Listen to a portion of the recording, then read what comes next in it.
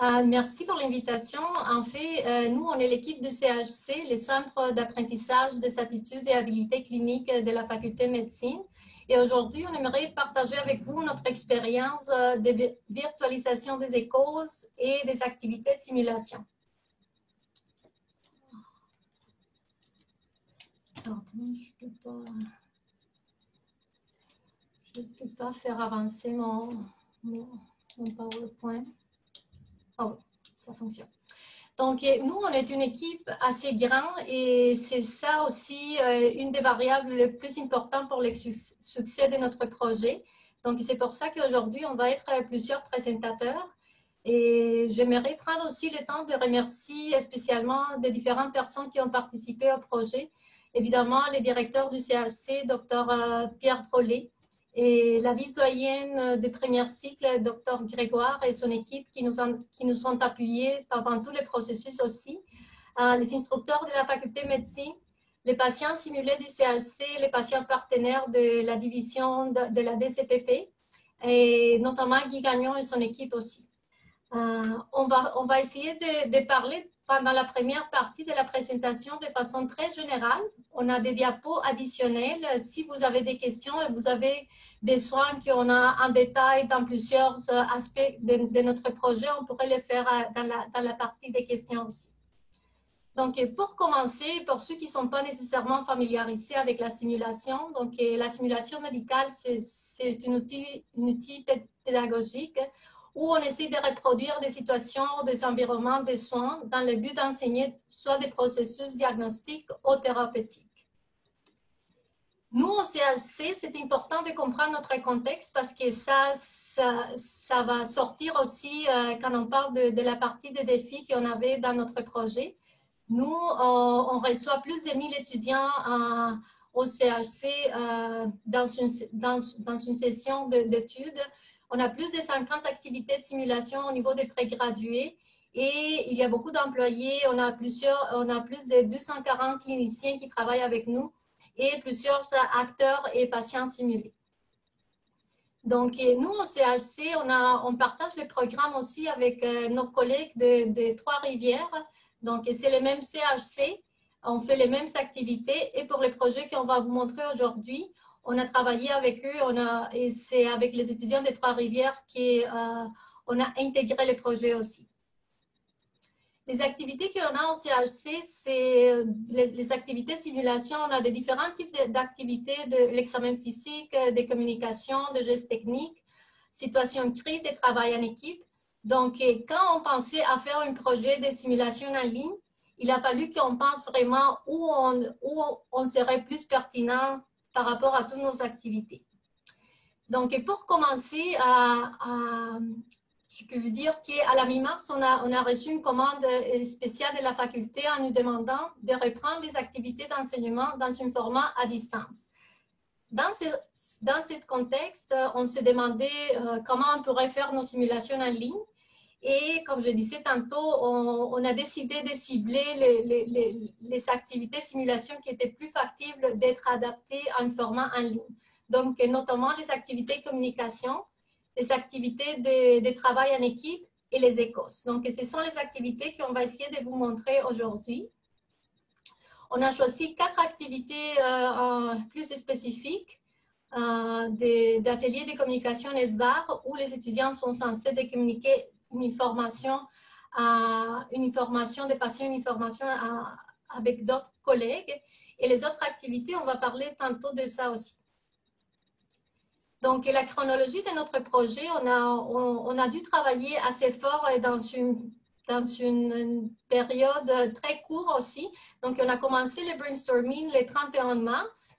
Et finalement, le 21 avril, on avait déjà tout monté notre projet. On était prêts pour faire les dry runs. Et on a commencé nos activités avec les étudiants, les activités de simulation en ligne le 27 avril. Et jusqu'à date, on a passé 285 étudiants en simulation. Donc, c'est ça qu'on va présenter aujourd'hui. C'est quels étaient nos défis et nos succès aussi. Pour ceux qui sont intéressés à savoir plus de la chronologie du projet, on peut revenir ça plus tard aussi. ce qui est important de retenir ici, c'est de comprendre qu'on a travaillé on avait une collaboration étroite avec le premier cycle. Donc, il y avait beaucoup de rencontres entre les CHC et le premier cycle. Et ça nous a permis aussi d'être plus efficaces. Par rapport aux défis techniques de simulation en ligne, on avait évidemment le nombre d'étudiants. Donc, presque 300 étudiants par activité. L'horaire, comment allez-nous passer tous ces étudiants en petits groupes de 6 étudiants maximum, avoir un accès sécuritaire et comment gérer les problèmes de connexion aussi. Le nombre de scénarios, combien de simulations on pourrait faire par séance.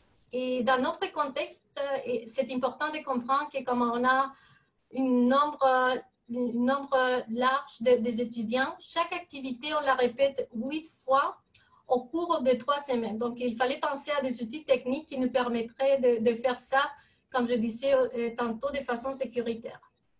Le nombre des instructeurs, combien d'instructeurs étaient disponibles, s'ils avaient des problèmes de connexion, comment on allait réagir et si on pouvait avoir des backups pour les instructeurs aussi.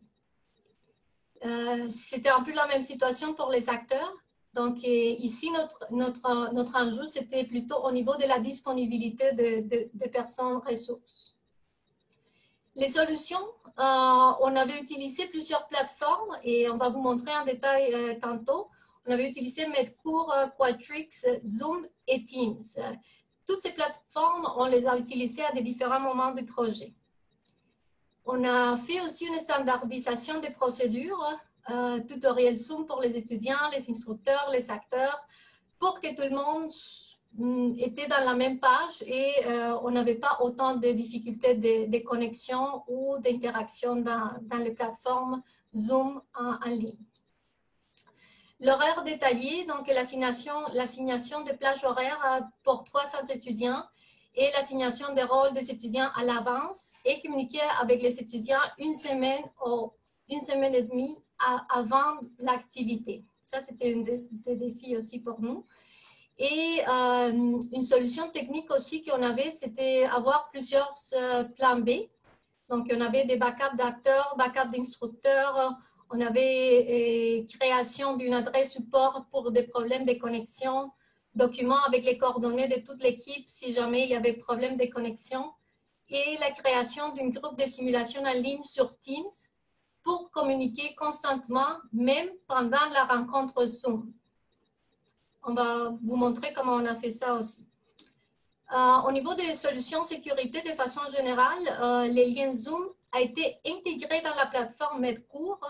Donc, les étudiants devaient passer par la plateforme et ça nous permettait de sécuriser les liens et de savoir c'était qui les étudiants qui rentraient à la rencontre Zoom pour la simulation en ligne. Comme ça, on s'assurait qu'on n'avait pas des personnes qui n'appartenaient pas au groupe qui se mêlaient de notre simulation en ligne. Des comptes génériques de Medcours pour les instructeurs et les acteurs aussi, ça nous a permis d'avoir un contrôle sur l'accès des personnes et assurer la sécurité des communications. Au niveau pédagogique, on avait, c'était des contraintes reliées à la méthode de la simulation. Donc, on parlait d'un contrat d'apprentissage. Comment allez-nous faire pour que les étudiants s'engagent à faire la simulation en ligne? Et aussi, en simulation, une des enjeux qu'on a très souvent quand on le fait en présentiel et encore plus quand on le fait en ligne, c'est la confidentialité des scénarios. Comment allez-nous garder ça? Et comme je disais tantôt, l'engagement des étudiants. Comment allez-nous faire une simulation en ligne avec des petits groupes de 6 étudiants maximum et donner quand même les opportunités de pratique? En simulation, si on ne donne pas l'opportunité aux étudiants de se pratiquer et de le faire en se pratiquant avec des différents rôles, disons que là, on a un problème avec la méthode de la simulation. Donc, ça, c'était vraiment un défi pour nous. Une variété de tâches. En simulation, on propose une tâche qui est fragmentée. Donc, l'étudiant peut se pratiquer dans une tâche à des différents moments de façon progressive. Donc, on voulait faire ça aussi en ligne. la réduction planifiée de la complexité, c'est comme je disais, pratiquer de petits morceaux d'une tâche entière. Et les opportunités de pratique standardisées, nous assurer que tous les étudiants qui passaient par la plateforme Zoom en faisant les simulations en ligne avaient les mêmes opportunités d'apprentissage. Donc, ce sont nos défis. Des solutions pédagogiques pour nos défis, on a créé une entente de participation pour les étudiants, les instructeurs et les acteurs, où les différents composants de cette entente, c'était les contrats d'apprentissage, la confidentialité, la sécurité, des bonnes pratiques et il y avait une partie, c'était l'autorisation d'enregistrement parce qu'on avait on avait une côté recherche aussi pour les projets. On voulait évaluer notre projet, être en mesure de sortir des documents aussi après notre expérience. Les activités de simulation avec différents scénarios. On a créé différentes portions de scénarios pour que les étudiants puissent se pratiquer dans des différents rôles aussi. Attribution des rôles et rotation dessus à l'avance. Plusieurs opportunités de recevoir de feedback. Donc, dans la séance, on avait plusieurs morceaux de feedback pour assurer que les étudiants se pratiquaient et étaient en mesure de savoir si les gestes qu'ils posaient dans les simulations en ligne, c'était les bons ou les mauvais, ou s'il y avait de la place pour s'améliorer. Les standardisations des patients simulés aussi pour assurer que dans tous les cas, les étudiants allaient recevoir le même type d'opportunité d'apprentissage. La standardisation, ça veut dire que tous les patients vont faire les mêmes scénarios de la même façon. Donc, même si un étudiant est avec une autre acteur, on était en mesure d'assurer que tout le monde voyait les mêmes scénarios parce qu'on avait fait une standardisation avec les patients. Et la révision et adaptation du matériel pédagogique. On va présenter une activité plus particulière pour montrer comment toutes ces choses que je viens de parler fonctionnaient. Donc, pour l'activité SBAR, c'est ça qu'on a déjà fait. On a passé presque 300 étudiants en simulation en ligne. L'activité SBAR, l'objectif général de cette activité, c'est de communiquer dans une situation de travail en équipe. Ici, c'est un peu de screenshots de notre activité en ligne. C'est comme je disais, une de nos défis, c'est d'avoir une équipe assez grande. Et pour cette activité, on avait 7 acteurs, 7 instructeurs médicaux, une équipe de support. On avait 4 personnes comme équipe de support. On avait 2 scénarios et chaque scénario nous prenait environ une heure et demie pour chaque scénario. Maintenant, c'est ma collègue qui va parler des procédures avant l'activité pour assurer qu'on était efficace. Donc, je donne la parole à Marie-Michel. Merci, Eliane. Bonjour à tous. Mon nom, c'est Marie-Michel. Je suis formatrice au Centre de stimulation.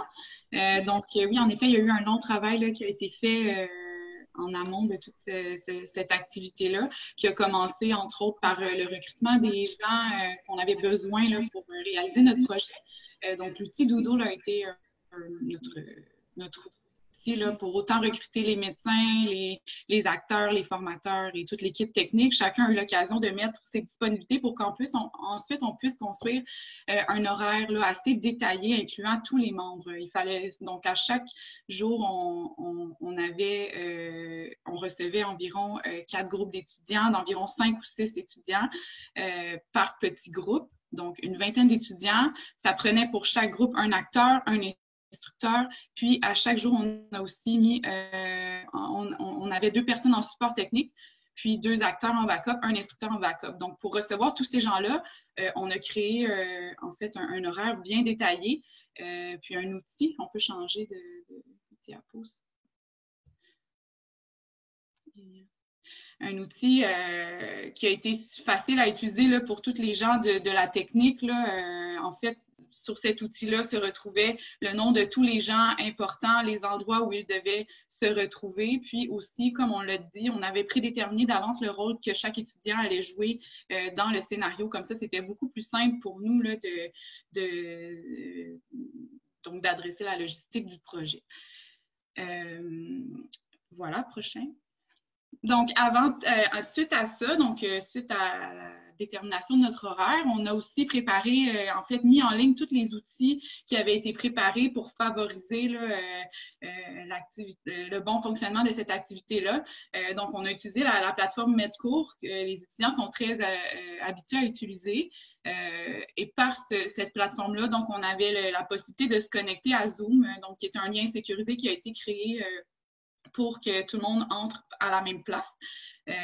Aussi se trouvait donc un tutoriel pour se connecter et tous les documents préparatoires, là, donc les consignes qui ont été prédéterminées, les lectures à faire, le pré-test, le post-test, ainsi qu'un questionnaire de rétroaction.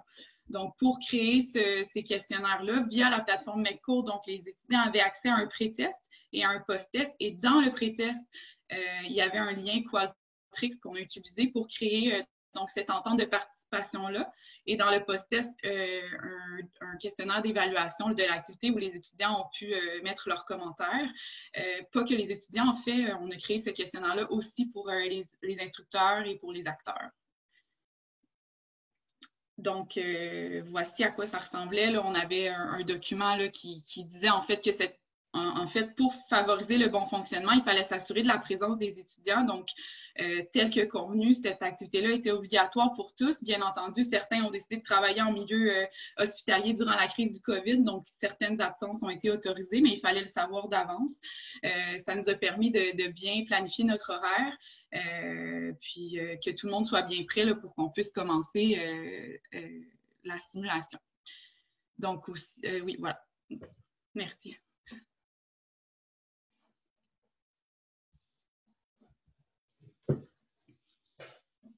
Peut-être Roger. Bonjour, je m'appelle Roger, je suis responsable des activités de simulation TDLT au CRHC. Pour le SBAR, je m'occupais aussi de la logistique en arrière pour justement là, faire bouger les gens de salle en salle et de créer les salles. En gros, je ne sais pas, Eliane, si on peut aller 2 slides plus loin, puis je reviendrai à celle-là. Donc, on s'est fait une structure de qui reste combien de temps dans quelle salle.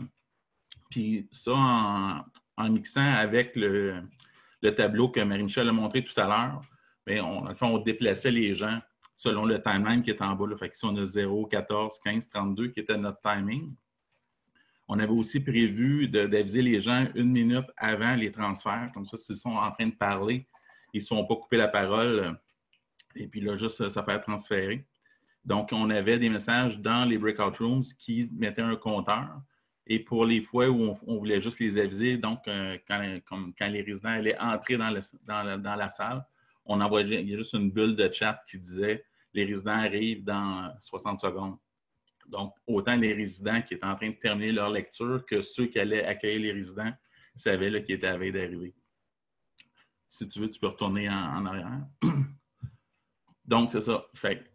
Donc, logistiquement, on accueillait tout le monde 15 minutes avant. On laissait les étudiants dans la salle d'attente. Puis quand toute l'équipe était placée, on entrait les étudiants. Il y avait les consignes de bienvenue qui rappelaient un peu les techniques, c'est-à-dire de ne pas être sur le VPN, de tout laisser off et surtout de rien toucher. On a découvert Zoom en utilisant la plateforme, puis Zoom évoluait aussi au fil du temps. Donc, on avait des problématiques dans les premières fois qui se sont solutionnées parce qu'ils ont updaté le logiciel. Donc, au final, ça a quand même très bien été. Donc, on faisait le scénario 1, un peu comme Marie-Michel le décrivait, puis on déplaçait les gens, on les ramenait en plénière. Ensuite de ça, pendant la plénière, moi, ce que je faisais, je réattribuais les rôles selon le scénario 2 de la feuille de Marie-Michel. Et ensuite de ça, on les retournait dans les rooms pour faire le deuxième. Puis ensuite de ça, on les ramenait encore une fois tous ensemble. Donc, tout ça en suivant le petit timing. Je ne sais pas si tu peux avancer. Donc, ça, c'est un peu la représentation graphique de l'activité générale. Donc, c'est à partir de ça que j'ai créé l'autre fichier comme beaucoup plus simple, qui est la slide d'après, où en gros, ici, c'est vraiment l'activité, la partie du haut qui était comme le flowchart qui était juste avant. Et dans le bas, c'était les actions, c'est vraiment ce que moi j'avais à faire avec mes timings. À force de l'utiliser aussi, j'ai trouvé utile d'ajouter 2 carrés vides en dessous du timeline d'action. Comme, non, juste ça, merci. Comme ça, si normalement la plénière finissait comme à 54 minutes et l'autre activité commençait à 55 minutes, mais des fois, ça arrivait que, on va dire, le conférencier finissait un petit peu plus tôt la plénière. Donc, au lieu de mentalement processer, je pouvais juste, comme là, j'ai donné l'exemple, si ça avait terminé 4 minutes plus tôt, bien là, je repartais à 51 minutes, puis j'enlevais juste 4 minutes partout. Puis là, je pouvais suivre mon chronomètre là, sans trop avoir de charge cognitive reliée à la gestion du temps. Ensuite de ça, l'autre défi, c'est que de la façon dont Zoom est conçu, il y a certains réglages qui vont dans le profil de la personne qui part à la réunion. Il y a d'autres réglages qui sont dans les paramètres de la réunion elle-même.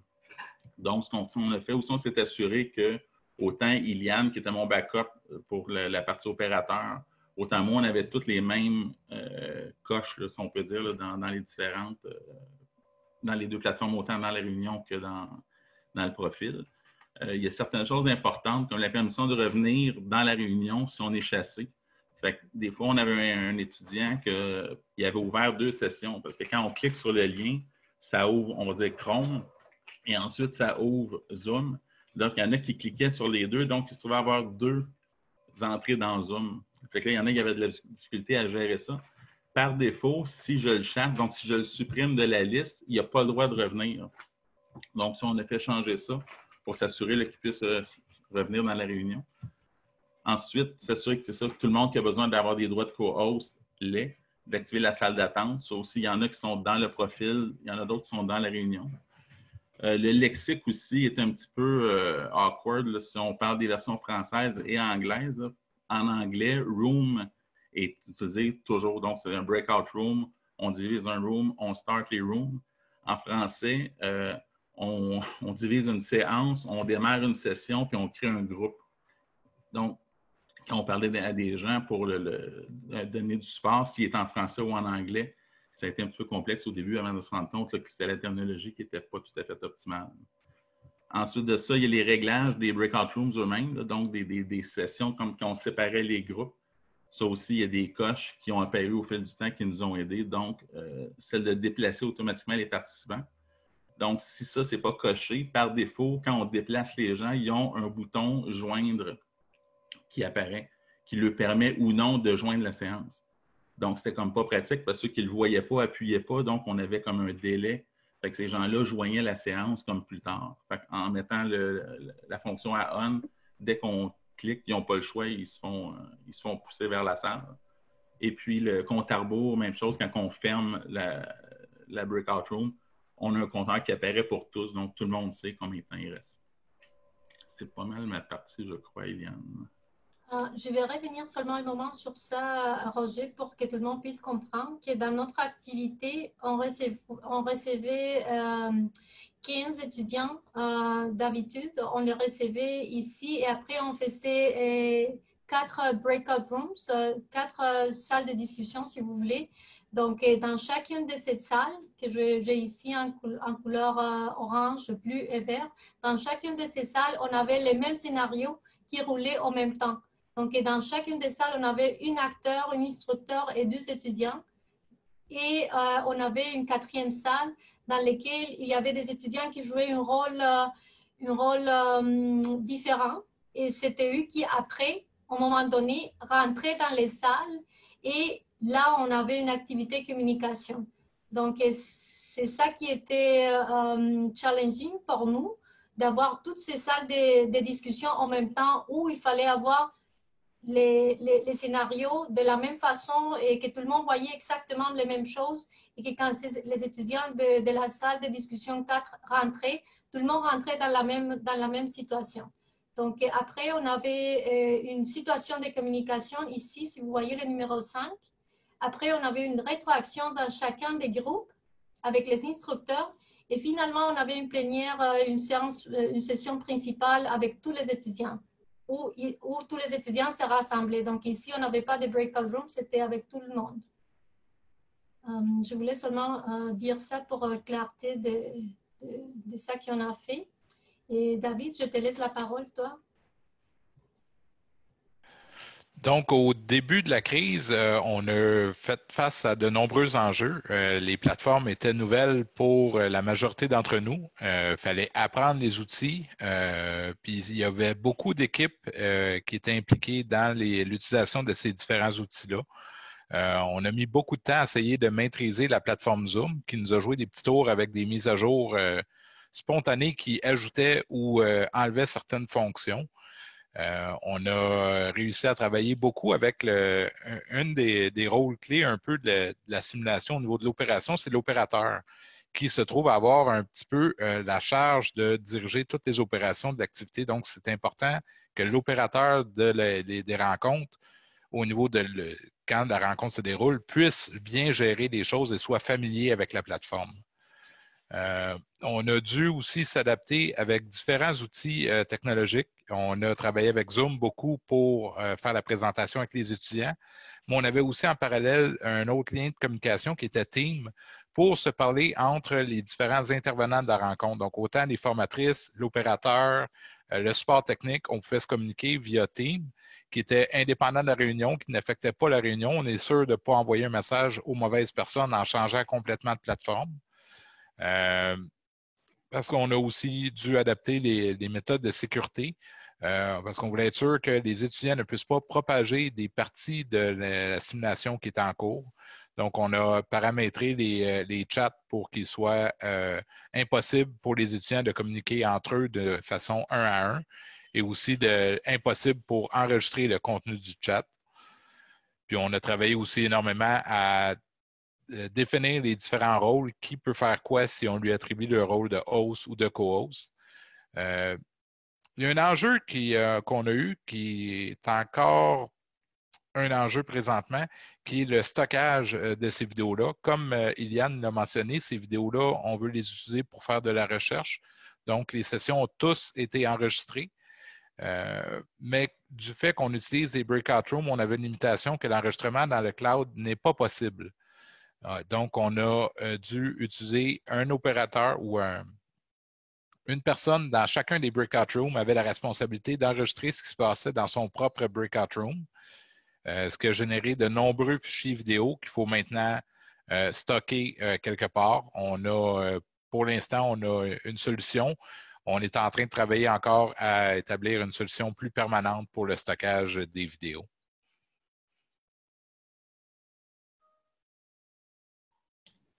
Merci David. Donc, par rapport à l'évaluation de l'activité, on avait des instructeurs qui nous ont donné de très bons commentaires. Dans les catégories des commentaires, les étudiants ont vraiment besoin de reprendre ces études et veulent avoir des activités d'apprentissage, et aussi la pertinence et l'efficacité des simulations en ligne. Donc, je ne vais pas lire ça qui est écrit, mais on peut revenir là-dessus si c'est nécessaire.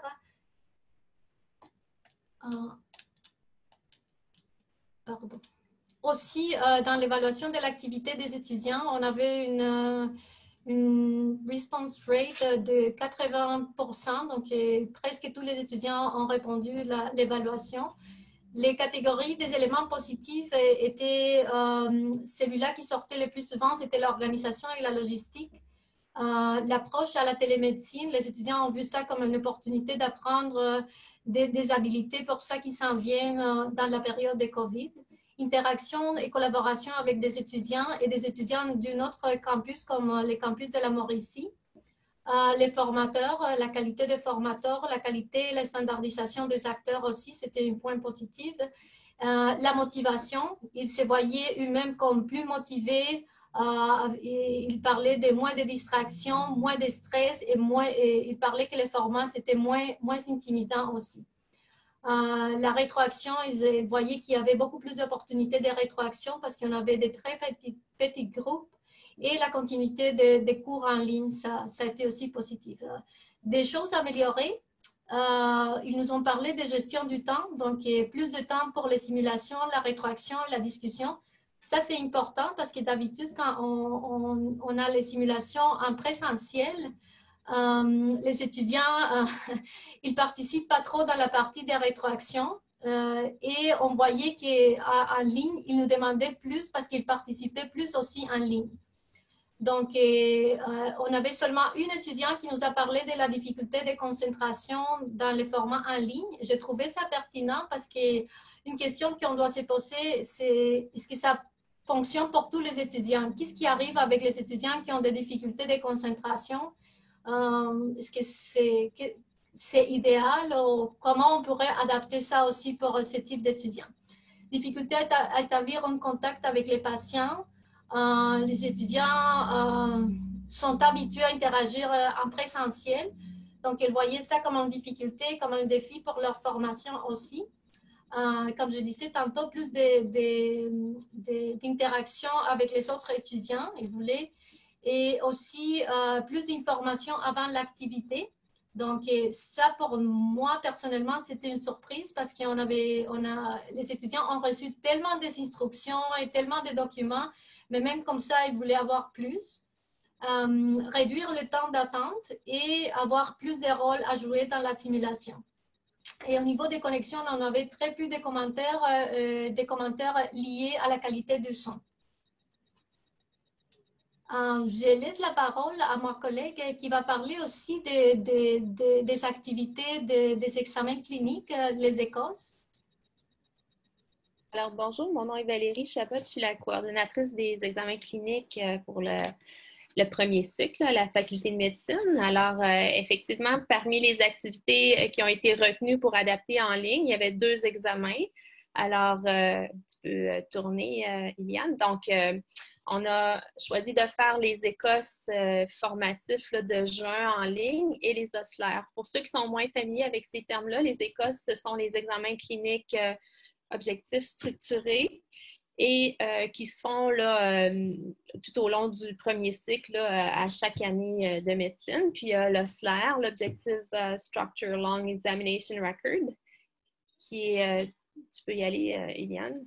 Donc, je vais commencer avec l'OSLER. Les 2 activités n'ont pas encore eu lieu. On fait l'OSLER demain et comme je disais, l'ECOS formatif aura lieu en juin, là, les 8, 9 et 10 juin. Donc, l'OSLER, c'est un examen particulier. Là. Je vais juste rapidement vous dire comment ça se passe. En fait, c'est un examen qui se fait juste depuis 4 ans à la faculté de médecine. C'est un examen qui est fait pour un très petit nombre d'étudiants, soit pour une remise d'examen ou une reprise. Donc, habituellement, on en fait 2 par année et là, on devait en faire un en mai là, pour quelques étudiants. Donc, c'est un petit peu différent de l'ECOS. En fait, il y a plusieurs aspects qui sont différents. C'est un examen clinique, oui, mais ça se fait seulement avec 2 stations. Ce sont des stations qui sont beaucoup plus longues pour donner le temps, là, amplement de temps à l'étudiant de démontrer ses compétences cliniques. Et à l'intérieur d'une station, c'est divisé comme en 4 parties. Donc, la première partie qui dure 30 minutes. En fait, il y a comme 2 parties à l'intérieur.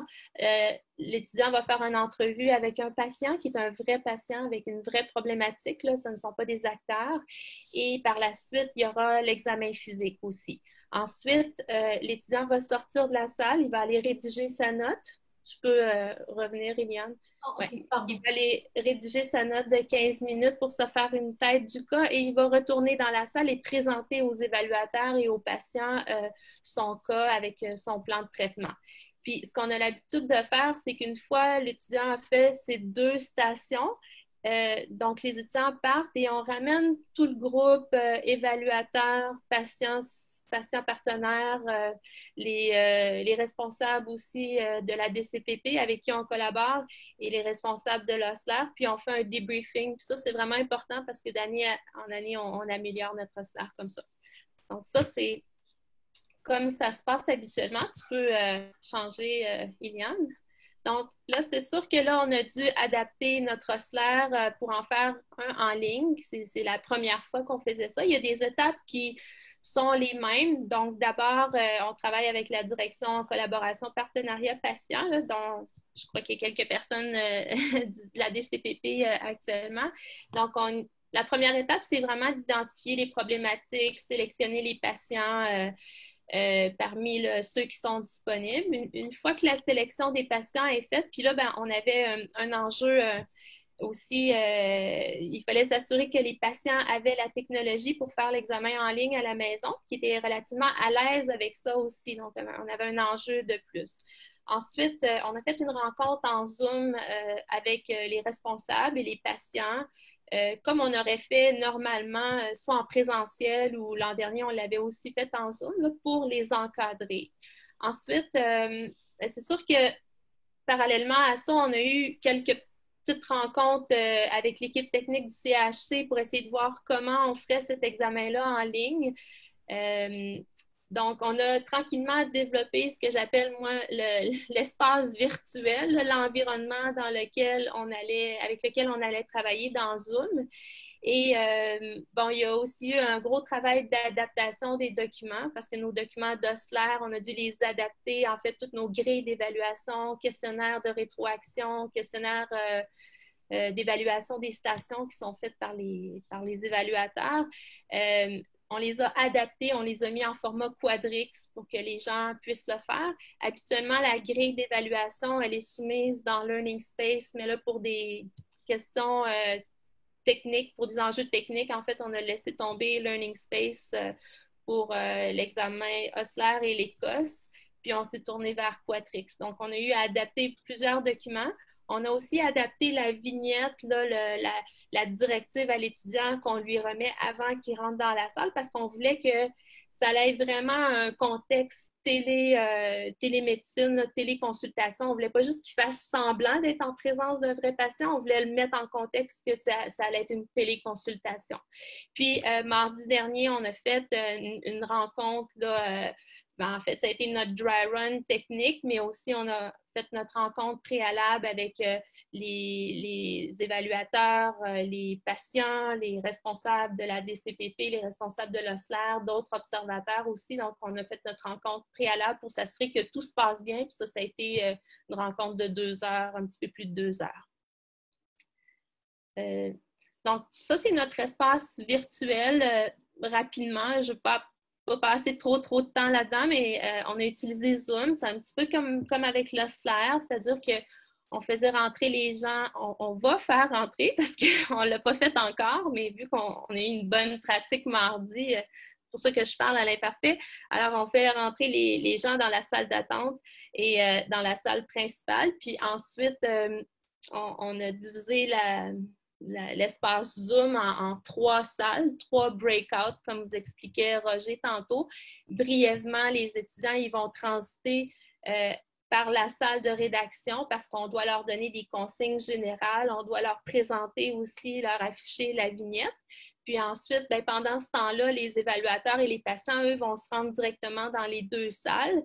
Puis là, 10 minutes plus tard, on fait transiter les étudiants vers leur salle. Pendant la rédaction de la note, on les retourne dans la salle de rédaction et moi, je vais être là pour surveiller les étudiants, pour s'assurer qu'ils ont les yeux rivés sur leurs notes. Et ensuite, au bout de 15 minutes, ils retournent dans leur salle. Donc, après 1 heure, ils ont fini leur station. On les ramène à nouveau dans la salle de rédaction pour une petite pause qui donne le temps aux évaluateurs là, de terminer l'évaluation. Et encore une fois, les étudiants sont sous surveillance. Là. Il y a toujours quelqu'un qui va être dans cette salle-là pour les surveiller le temps qu'ils sont là. Et ensuite, on recommence le même processus pendant 1 heure. Puis à la fin, au bout de 2 heures, en fait, on va expulser les étudiants de cet espace Zoom-là. Puis, on va se rassembler à nouveau là, dans la salle principale, nous, les responsables, les évaluateurs et les patients simulés, pour débriefer de tout ça.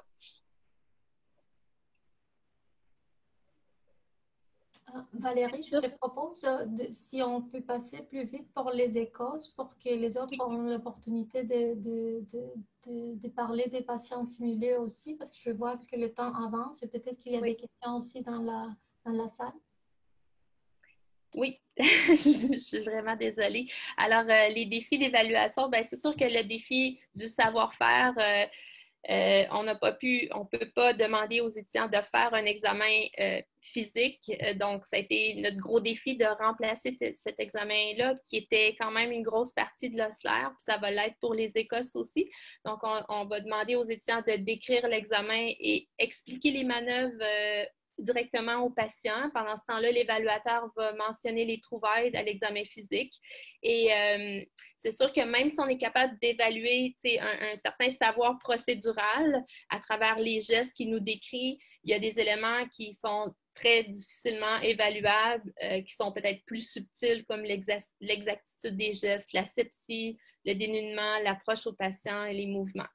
Donc ça, c'est pas possible de l'évaluer. Tu peux y aller, Liane. Les Écosses formatives, bien, comme je disais, ça va avoir lieu en juin. Les Écosses, généralement, dans une station, c'est 10 minutes, c'est beaucoup plus court. Les Écosses, en fait, pour que ce soit valide, normalement, c'est 8 stations. Vous allez voir dans la slide d'après qu'on a privilégié un petit Écosse, étant donné que c'est du formatif, c'est notre première fois en ligne. On a gardé seulement 2 stations pour les Écosses de juin. Donc, à l'intérieur d'une station, c'est généralement à peu près toujours pareil. Il y a la première partie de l'entrevue avec le patient, qui est un acteur là, dans le cas des Écosses.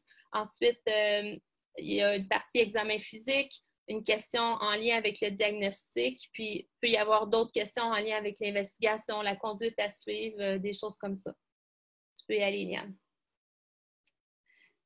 Juste en a passé une, reviens un petit peu à l'arrière. Ouais.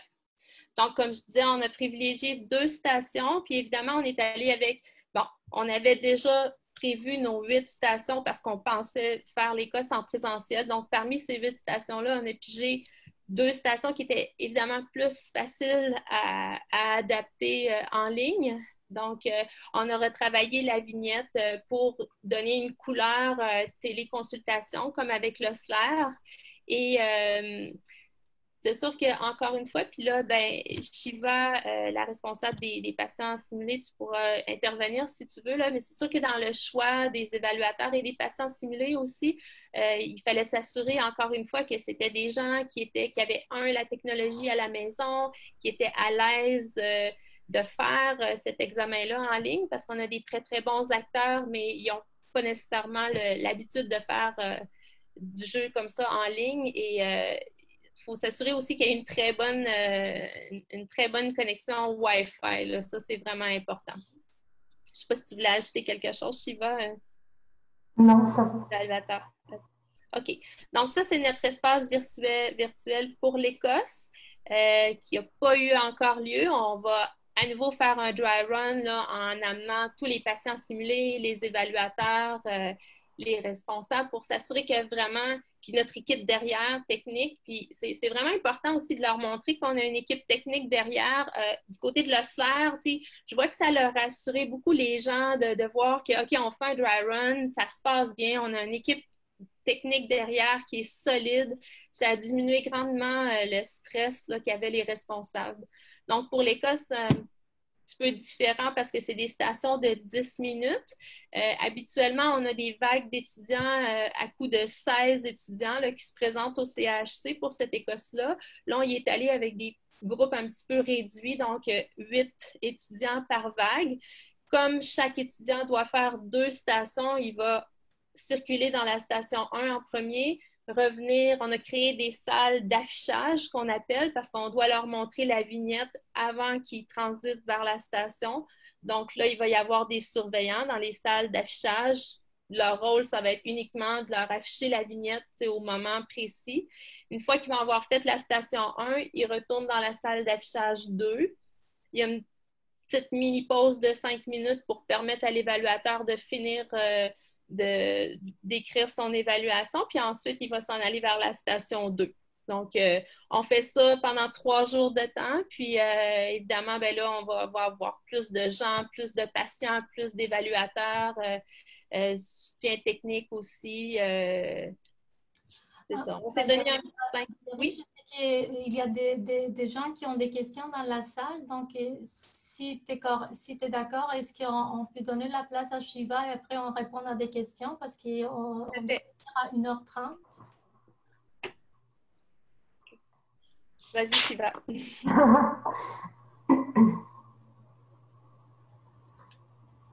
y avait tout ça?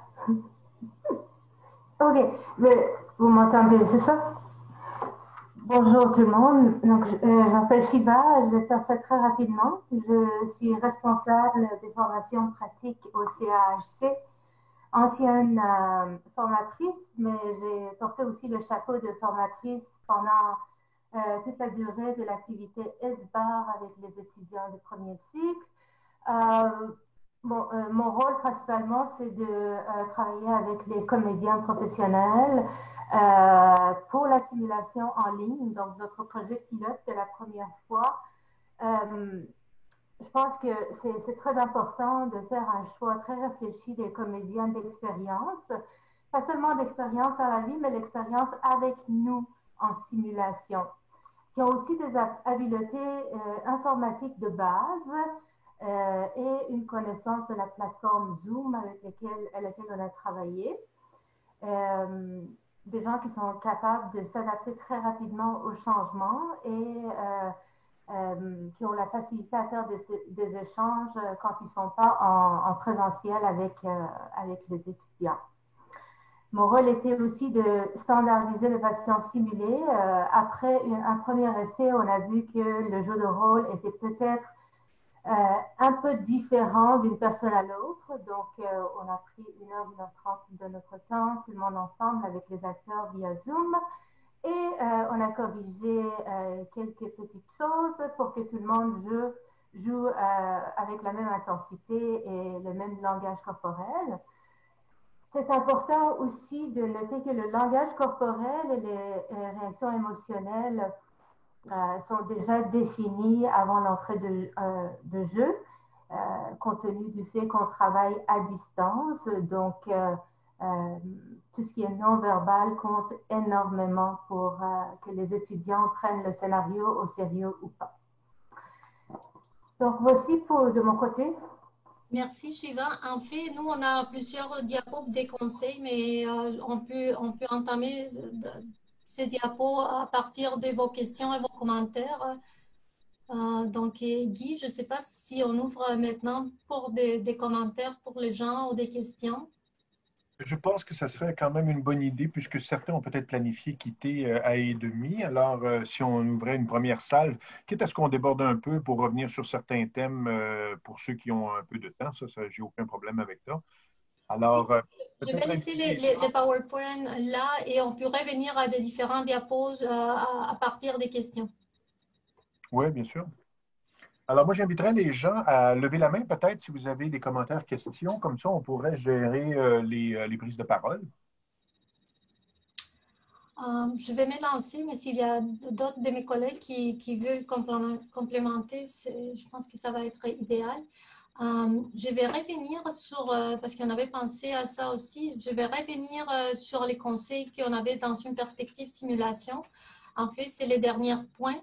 Et pour nous, ça a été identifier les aspects de la méthodologie de simulation qui étaient transférables à l'environnement d'apprentissage en ligne et nous assurer de ne pas tomber dans la piège de faire une conférence interactive et de l'appeler simulation. Donc, nous, dans notre format, si on utilisait les vidéos, on enlevait la partie d'interaction avec les acteurs, qui était la partie qu'on savait les étudiants allaient privilégier. Donc, nous, on ne l'a pas fait nécessairement comme ça. Au moment donné, on a pensé à introduire des vidéos, mais dans la préparation préalable des étudiants. Donc, si tous les matériels qu'on a en ligne, en simulation, comme on disait tantôt, on enregistre, mais les étudiants n'ont pas le droit d'enregistrer. Et dans l'entente d'apprentissage qu'on a avec les étudiants, l'entente de simulation, ils s'engagent à respecter la confidentialité de scénario. Donc, disons que ça, c'est comme la seule façon qu'on a trouvé pour engager les étudiants à respecter la confidentialité. C'est vraiment au niveau de la confiance qu'on leur donne. Et une fois ils signent, parce qu'ils doivent signer l'entente de simulation, de participation à la simulation en ligne. Donc, c'est comme un compromis. C'est la seule chose qu'on a fait de ce côté. Est-ce que d'autres personnes de l'équipe veulent complémenter ou... Au niveau de la sécurité, on a restreint le plus possible la sauvegarde ou l'enregistrement local de la session Zoom. Mais comme on est à distance, il n'y a malheureusement rien qui peut nous permettre de contrôler si un étudiant n'a pas installé une caméra quelque part qui serait capable de filmer son écran. Pour ces points-là, on n'a pas le choix un peu de se fier que les étudiants vont respecter l'entente qu'ils ont signée dans les formulaires d'engagement. Alors, est-ce qu'il y aurait d'autres questions, d'autres commentaires? Simplement lever la main. Oui, Madame Carolina. Dans notre cas, au niveau de la préassignation des étudiants, on n'a pas utilisé ça. On a prénommé nos salles dans les paramètres de la réunion, mais c'était notre opérateur qui gérait les déplacements et les assignations des personnes au moment, et ça se faisait un petit peu live pendant l'activité. La préassignation amène certaines contraintes sur la façon dont les personnes accèdent à la rencontre, qui peut faire qu'un usager qu'on a préassigné à une rencontre ne se ramassera pas dans le petit groupe auquel il devrait être assigné. Donc, l'assignation se faisait manuellement par notre opérateur. L'autre point, c'est que nous, on a commencé aussi à collaborer avec d'autres équipes qui commencent à faire des écoles. Donc, tous nos documents, tout ça, on les partage avec d'autres équipes. Ça nous fera plaisir de les partager aussi. Nous, toutes nos documentations, les logos des CHC, c'est comme on disait au début, ça nous a pris beaucoup de temps de mettre tout ça en place. Donc, maintenant, ça nous fait plaisir de partager ça et de partager notre expérience logistique et l'expérience aussi des patients standardisés. Donc, oui, on peut rentrer en contact si vous voulez et vous pouvez nous envoyer un courriel, soit moi ou Roger Perron. Il aussi, il a tout l'accès à toutes ces documentations. Merci. J'ai partagé, je ne sais pas si tout le monde voit là, un peu l'écran que j'ai partagé. Oui, Roger, on les voit. Donc, c'est ça. Donc, pour ça, c'était juste un test qu'on a fait, une salle de plénière avec 2 salles. Donc, par défaut, au début, en cliquant sur Assign, où, dans le fond, la liste des gens apparaissent. Puis, une fois qu'ils sont cliqués, ils vont apparaître en dessous dans chaque salle. Donc, après ça, ça nous donnait vraiment une idée là, de comment c'était fait. Je suis en train de finaliser justement le manuel d'opérateur qu'on a fait là, pour qu'on puisse... Fait que ça va être quelque chose aussi qu'on va pouvoir partager là, si vous vouliez l'avoir. On a l'habitude, souvent, suite à des présentations comme celle-là, pour les documents qui le permettent, là, de les rendre disponibles aussi directement sur la page où on a publicisé l'événement.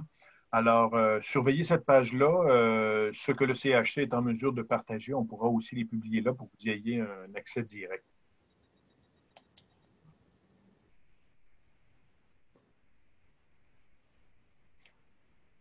Est-ce qu'il y a d'autres questions? Oui, il y a M. Nguyen qui pourrait prendre la parole.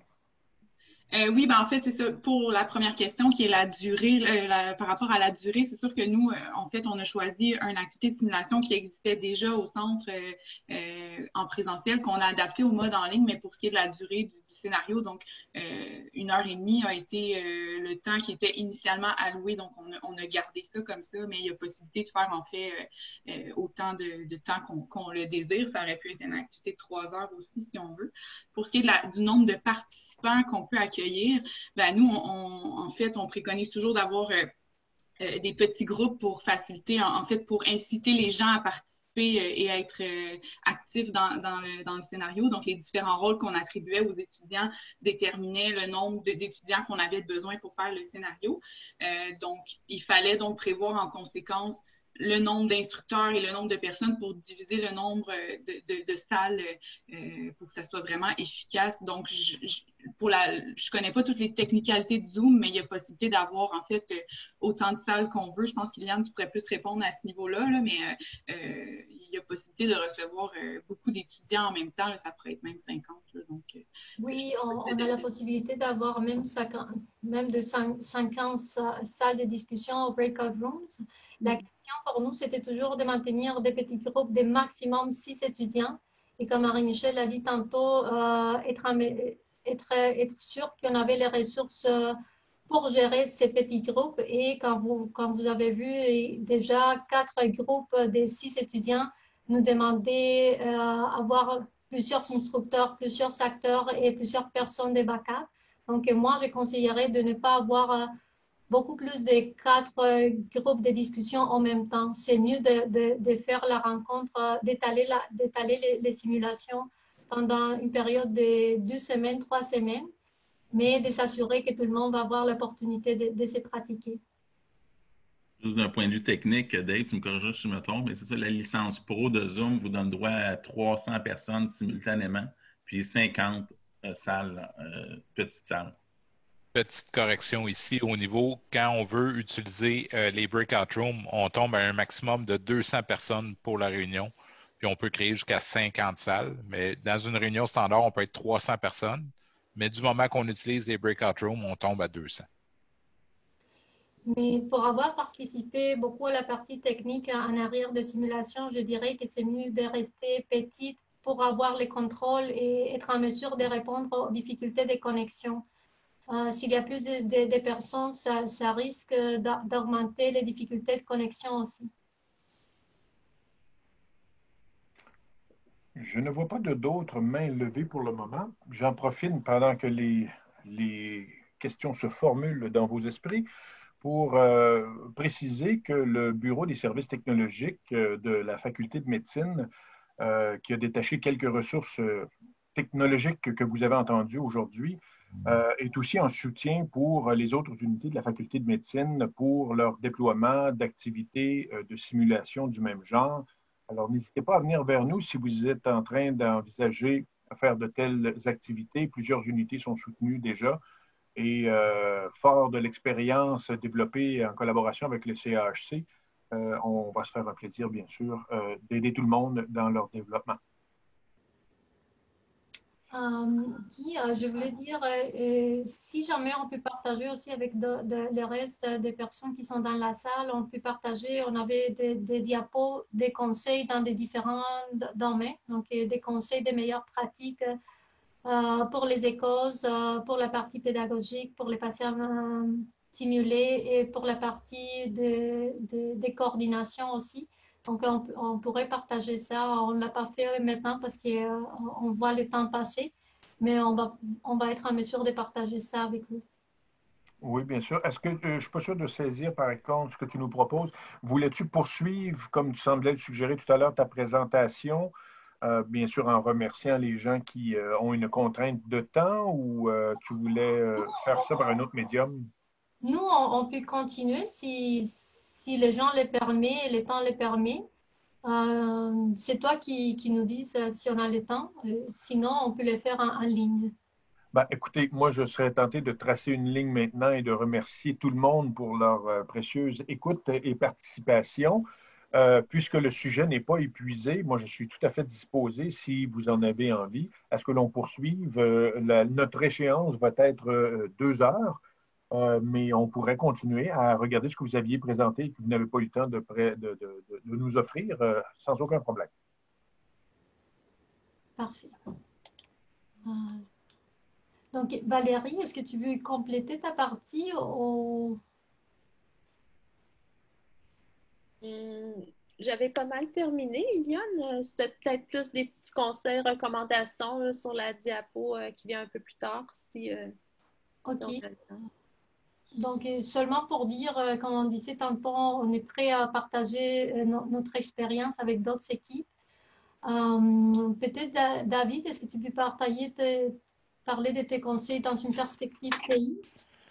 Ben, au niveau des TI, on essaie de garder les choses le plus simple possible. On ne contrôle pas ce que les gens ont à la maison. On ne contrôle pas les connexions Internet. On ne contrôle pas l'Internet tout court. Donc, il y a beaucoup de facteurs qui ne sont pas en notre contrôle. Donc, on essaie de garder les choses le plus simple possible afin de limiter les problèmes qui peuvent survenir. Le deuxième point, d'éviter l'utilisation de plusieurs plateformes. On l'a fait pour les usagers. Pour nous, personnellement, on utilisait plusieurs plateformes au niveau de l'équipe technique afin de communiquer entre nous plus efficacement. Mais pour les usagers, on veut essayer que tous les usagers utilisent le moins de plateformes possible pas qu'ils aient à se déplacer d'un logiciel à un autre pour transférer un fichier. Ils ont besoin de parler à quelqu'un, il faut qu'ils utilisent une autre application. On essaie de faire que l'usager n'utilise qu'une seule plateforme ou une seule méthode d'accès. Puis un des facteurs très importants dans la simulation en ligne comme ça ou l'utilisation de pratiques en ligne, c'est de faire en sorte que tout le monde utilise les dernières versions du logiciel. Souvent, il y a des fonctionnalités qui sont ajoutées au fil du temps dans certaines versions, donc c'est important que tous les usagers puissent en profiter. Puis, grosse limitation, c'est l'utilisation du VPN qui limite la bande passante qui est disponible au moment des vidéoconférences, que ce soit avec Teams ou avec Zoom. Donc, c'est une très grande recommandation de ne pas utiliser le VPN pour faire des activités de simulation ou des rencontres en ligne comme ça. Merci, David. Roger, est-ce que... Je peux juste ajouter, c'est ça, quand on a fait les tests, on demandait aux gens de ne pas utiliser la version web parce que par défaut, le lien vous permet d'ouvrir une version web via Chrome. On demandait que tout le monde installe, comme Dave disait, la dernière version de Zoom de l'application, autant ceux qui avaient des tablettes que ceux qui avaient des laptops, là, pour être certain qu'on avait le plus de stabilité. OK.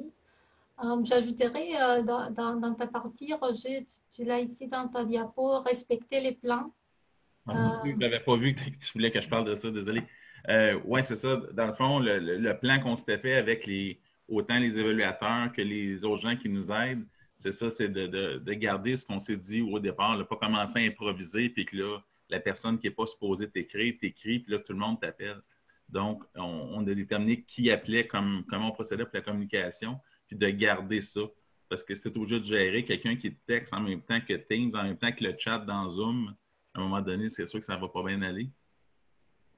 Puis, j'avais Iliane qui était comme mon co-hôte. Quand il y avait quelque chose, si je devais faire différent ou si je pensais qu'il pouvait y avoir un problème dans une salle, elle pouvait aller voir puis revenir. Fait que nous, on était tout le temps en communication constante. Puis, c'est ça, si on voyait qu'un étudiant qui déconnectait, si moi, je ne l'avais pas vu, souvent, elle m'avisait. Mais on a dans les options des participants, là, dans le tab, dans l'onglet participants, en bas, une option où on peut activer un carillon qui fait qu'à chaque fois que quelqu'un entre ou sort, ça fait un bruit que seulement les hosts et les co-hosts entendent.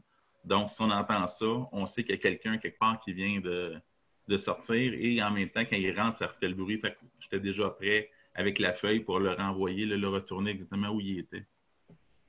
Puis en restant dans la session principale, justement, ça me permettait de mieux gérer la salle d'attente et de voir l'ensemble de tout.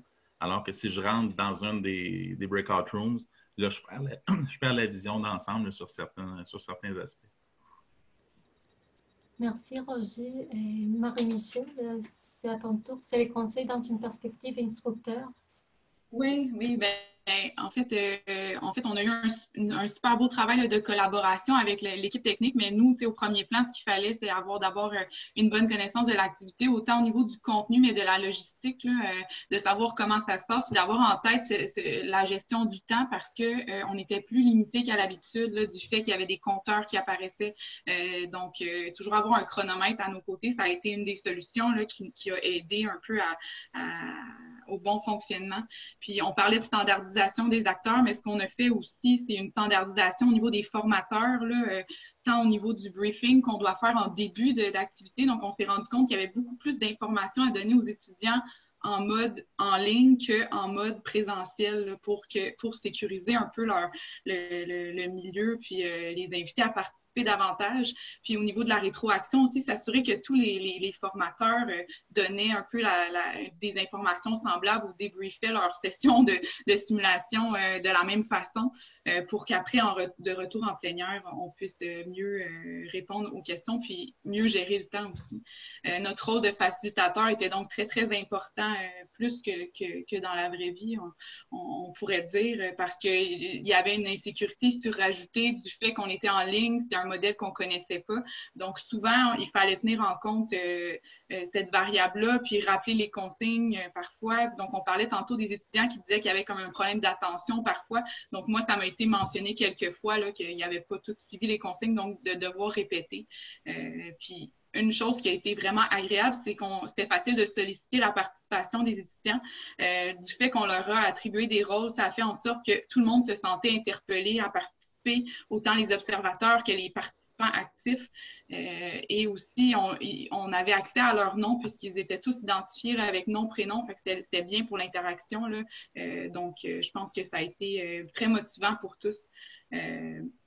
Puis, il fallait s'adapter rapidement là, pour les absences. Donc, on parle de logistique de communication avec la technique.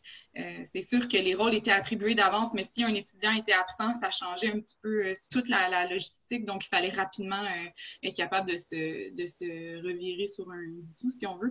Donc, d'où l'importance d'être à l'aise avec les outils qu'on avait créés là, de liste, de logistique et tout. Donc, voilà. Merci Valérie. C'est ta perspective des écoles? Ben, au risque de répéter un peu ce qui a été dit, choisir judicieusement vos acteurs, patients partenaires, évaluateurs pour s'assurer qu'ils sont à l'aise avec ce mode de fonctionnement-là, puis qui ont la technologie à la maison là, pour le faire pour que ça se passe bien.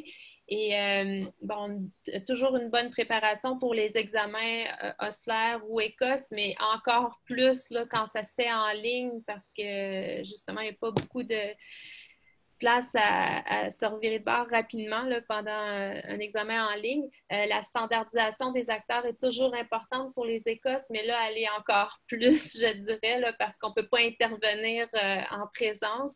Le dry run, ça, c'est primordial, je pense, pour tout le monde, que ce soit les évaluateurs, acteurs, responsables, équipes techniques, de rassembler tout le monde, puis de faire un dry run, ça rassure les gens, puis ça permet de corriger des petites choses aussi avant l'événement. Puis un bon système de communication, nous, c'est Teams, mais je veux dire que ce soit les textos ou autre chose, mais s'assurer qu'il y a un bon système de communication derrière entre l'équipe technique et les gens aussi qui sont dans les salles. S'il y a un événement qui survient, quelque chose, ben c'est important d'avoir ça. C'est tout. Merci Valérie. Je pense que ça, c'est la dernière. Moi, c'est les conseils dans une perspective de simulation.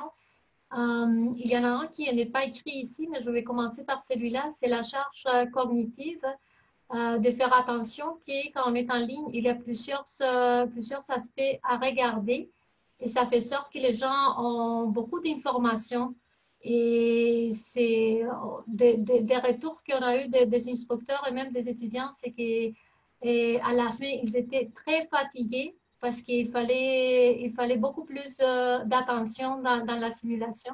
Donc, faire attention à ne pas surcharger ni les étudiants, ni les instructeurs. Dans notre cas, nous, on avait pris toute la partie technique et aux étudiants et aux instructeurs, on disait, faites ça que vous faites d'habitude en présentiel. Nous, on va s'occuper de tout. Touche à rien de la partie technique. Nous, on s'en charge de ça. Mais même comme ça a été difficile des fois pour eux au niveau de l'attention. Les objectifs, ça, c'est la partie, d'après moi, la plus importante. Donc, garder en tête toujours qu'ils sont les rois des activités pédagogiques. Donc, les réviser et les adapter, de ne pas les prendre comme ils sont et les amener directement dans une plateforme en ligne. Il faut faire d'adaptation pour que ça fonctionne bien. Donner des opportunités de pratique aux étudiants. Donc, dans notre cas, c'était la rotation des rôles. Et garder à l'esprit que la technologie, ce n'est pas nécessairement une fin, c'est un moyen. Donc, pour nous, c'était vraiment, on avait toujours à l'esprit la question de qu'est-ce qu'on peut appeler simulation en ligne? Est-ce qu'on se concentre sur la méthode ou finalement, on est en train de transformer nos activités à activités en ligne, probablement comme une APP, une approche par problème, mais pas nécessairement une simulation. Donc, quels sont les aspects de simulation qu'on veut vraiment garder pour continuer à tirer profit de cette méthodologie? C'est ça de mon côté. Je pense qu'on est fini ici. Shiva t'a déjà dit. Et on avait des diapos additionnels avec tous les documents de support si jamais il y a des questions par rapport à ça. Je pense qu'il y a des questions.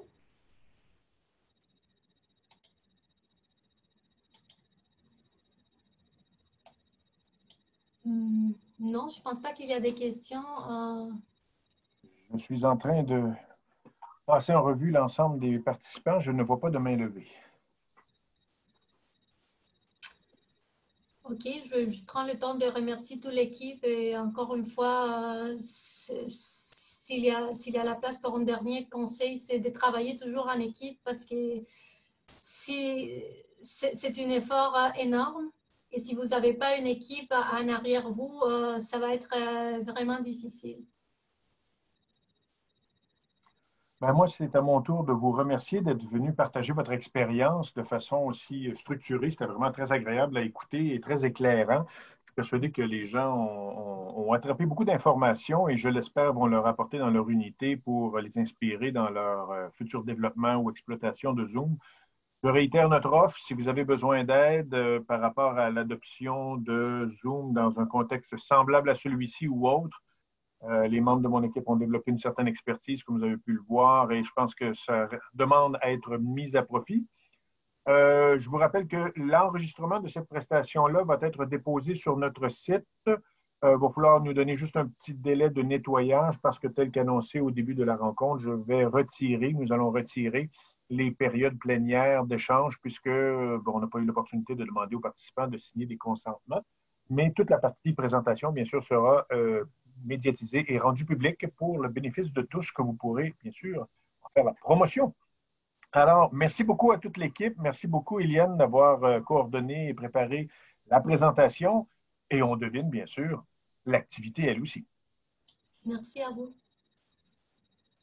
Rendez-vous jeudi dans 2 semaines pour une autre plénière présentation, même en même poste. Merci. Merci, bye. Merci. Merci, bye.